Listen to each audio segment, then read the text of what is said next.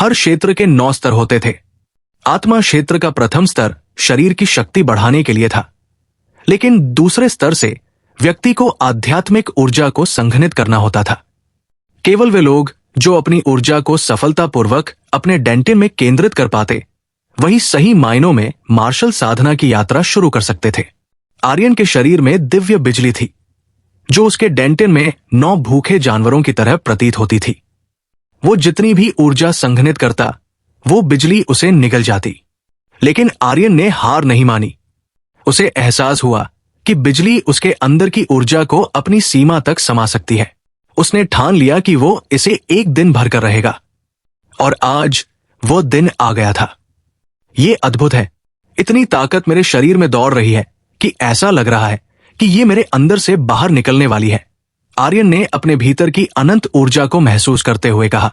उसने कभी कल्पना भी नहीं की थी कि उसकी डेंटिन में बिजली की शक्ति एक गोली में बदल जाएगी और उसे इतनी प्रबल ऊर्जा प्रदान करेगी। उसका विश्वास अब पहले से कहीं अधिक दृढ़ हो चुका था। उसने तय कर लिया था कि वो मार्शल आर्ट की दुनिया में खुद को साबित करके रहेगा। आर्यन को पता था कि 5 साल की कड़ी मेहनत के बाद भी उसने इतनी जबरदस्त आध्यात्मिक ऊर्जा केवल इसलिए इकट्ठा कर पाई थी क्योंकि उसके अंदर दिव्य बिजली थी। लेकिन तभी कुछ अजीब हुआ। उसके शरीर में कुछ बदलाव आया और उसकी ताकत अचानक कई गुना बढ़ गई। उसने आत्मा क्षेत्र के चौथे स्तर तक पहुंचने के लिए 2 स्तरों को एक ही बार में पार कर लिया।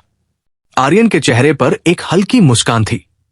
उसे महसूस हुआ कि 5 साल का संघर्ष आखिरकार रंग लाया। उसने मन ही मन सोचा, क्या मुश्किल दिन खत्म हो गए और अच्छा समय शुरू हो गया है? उसकी मुट्ठियां खुशी और ताकत से कस गई। अब वो पहले से भी अधिक शक्तिशाली हो चुका था। उसने आंतरिक प्रांगण की ओर गंभीर नजरों से देखा और अपने आप से कहा, भास्कर, अब मैं तुम्हारी संत आत्मा घास ले लूंगा। आर्यन ने एक दृढ़ निश्चय किया कि इस बार की आंतरिक शिष्य परीक्षा में वो अपनी ताकत साबित करेगा। आर्यमान स्कूल में साल में एक बार शिष्यों की भर्ती होती थी। इस बार की परीक्षा 10 दिनों के बाद थी, जिसमें आर्यन भी हिस्सा लेने वाला था। यह परीक्षा एक विशाल भूमिगत महल में होती थी, जहां हजारों की संख्या में लोग आते थे। परीक्षा पास करने के लिए आत्मिक क्षेत्र के तीसरे स्तर तक पहुंचना जरूरी था, लेकिन कुछ लोग जिनकी हिम्मत ज्यादा थी दूसरे स्तर पर भी आ जाते थे। हालांकि उनमें से ज्यादातर असफल हो जाते थे। वहां पर चौथे स्तर के कुछ प्रतिभाशाली लोग भी थे जो जानबूझकर इस परीक्षा में देर से हिस्सा लेते थे। उनकी योजना थी कि वे प्रथम स्थान हासिल करें ताकि उन्हें रैंक 4 मार्शल स्किल बुक मिले, जो बहुत शक्तिशाली थी। मार्शल कौशल बहुत कीमती थे।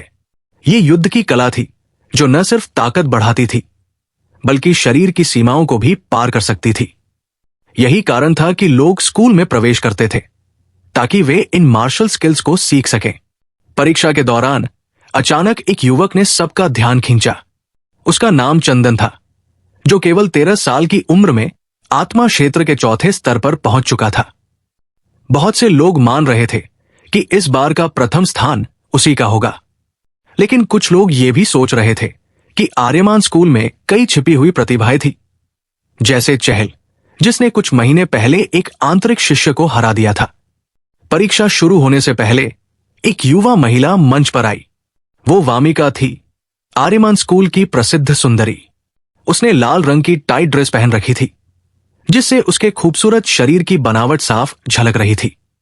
वामिका आर्यमान स्कूल में एक बहुत ही प्रतिभाशाली शिष्या थी, जिसने 10 साल की उम्र में स्कूल में प्रवेश किया था और 15 की उम्र में मुख्य शिष्या बन गई थी। लेकिन अचानक वो एक एल्डर, बुजुर्ग बन गई थी और लोगों को आज तक नहीं पता कि ऐसा क्यों हुआ। वामिका ने मुस्कुराते हुए परीक्षा के नियम बताए। परीक्षा के नियम बहुत आसान हैं। बस मेरे पीछे के गेट से प्रवेश करो और दूसरे गेट से बाहर आओ।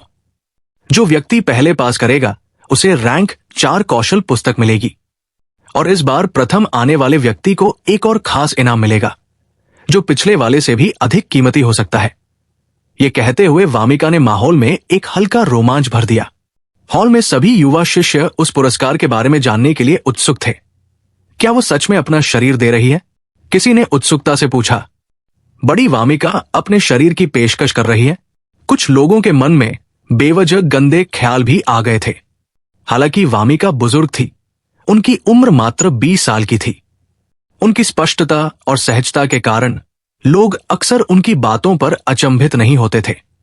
वामिका ने भीड़ की अटकलों पर एक हल्की मुस्कान दी और अपनी 5 पतली उंगलियां उठाते हुए कहा, 5 संत आत्मा घास। क्या 5 संत आत्मा घास? मैंने गलत तो नहीं सुना? इनाम में संत आत्मा घास, और वो भी 5। उनके शब्दों से मुख्य हॉल में सनसनी फैल गई और चारों तरफ उत्साह की लहर दौड़ पड़ी। संत आत्मा घास अत्यंत दुर्लभ और मूल्यवान थी। देव परिवार भी इसे केवल एक बार प्रति वर्ष ही दे पाता था। आम लोगों के लिए संत आत्मा घास एक अनमोल खजाना था। कुछ ने तो इसे कभी देखा भी नहीं था। इसलिए जब यह सुना कि आर्यमान स्कूल उनमें से 5 दे सकता है, तो बाहरी प्रांगण के शिष्यों के बीच उत्तेजना का माहौल बन गया। हालांकि ज्यादातर लोग जानते थे कि उन 5 संत आत्मा घास को पाने का सपना उनके लिए एक सपना ही रहेगा। फिर भी जो शिष्य पहले स्थान पर आने का लक्ष्य बना रहे थे, उनकी आंखों में उम्मीद और उत्साह की चमक आ गई थी। वामिका ने उनके उत्साह को देखकर संतोष के साथ सिर हिलाया और हाथ के इशारे से एक भारी दरवाजा खोल दिया। क्या तुम परीक्षा पास नहीं करना चाहते? तो अंदर क्यों नहीं जाते? वामिका ने मुस्कुराते हुए शून्य में घूरती भीड़ की ओर देखा। जाओ तुरंत। जोश की लहर उठी और हजारों बाहरी प्रांगण के शिष्य खुले दरवाजे की ओर दौड़ पड़े, मानो किसी अनजानी दुनिया की ओर जाने का सपना साकार हो रहा हो। आर्यन भी उस भीड़ के साथ आगे बढ़ा और जल्द ही वे एक गहरे अंधेरे गुफा में प्रवेश कर गए। गुफा बड़ी और अंधेरी थी। जाओ, 5 संत आत्मा घास पाने के लिए जाओ। हालांकि खतरे का अंदेशा था, पर पैसा और ताकत का लालच उन्हें पीछे हटने नहीं दे रहा था। जैसे ही वे आगे बढ़े, एक तेज हवा के साथ दीवार से चांदी की सुइयां निकलने लगी, मानो आकाश से बौछार हो रही हो। भीड़ में चीख पुकार मच गई। कई लोग घायल हो गए, लेकिन फिर भी पीछे हटने का कोई संकेत नहीं था।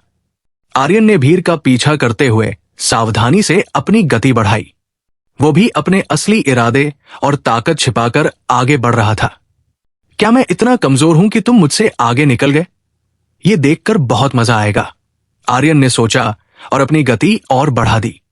धीरे धीरे उसने उन सभी को पीछे छोड़ दिया और गुफा के अंतिम छोर पर एक विशाल हॉल में प्रवेश किया।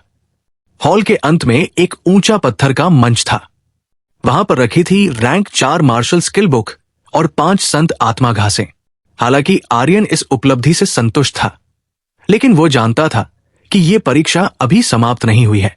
वो एक विशेष चुनौती के लिए तैयार था, भयंकर जानवरों से सामना, जिन्हें पार करने के बाद ही असली पुरस्कार मिल सकता था। दूसरी ओर भूमिगत महल में वामिका और बुजुर्ग पहरेदार ध्यान से एक रहस्यमयी पत्थर की ओर देख रहे थे। इतनी तेजी से किसी ने तंत्र को पार कर लिया, ये तो अभूतपूर्व है। वामिका ने हल्के से मुस्कुराते हुए तंत्र की दीवार में 3 गोल पत्थरों को देखा। चलो इसे और दिलचस्प बनाते हैं। उसने मुस्कान के साथ उन पत्थरों पर हाथ रखा। नहीं, उन्हें एक साथ मत दबाओ, एक बुजुर्ग ने घबराकर चिल्लाया, पर तब तक बहुत देर हो चुकी थी।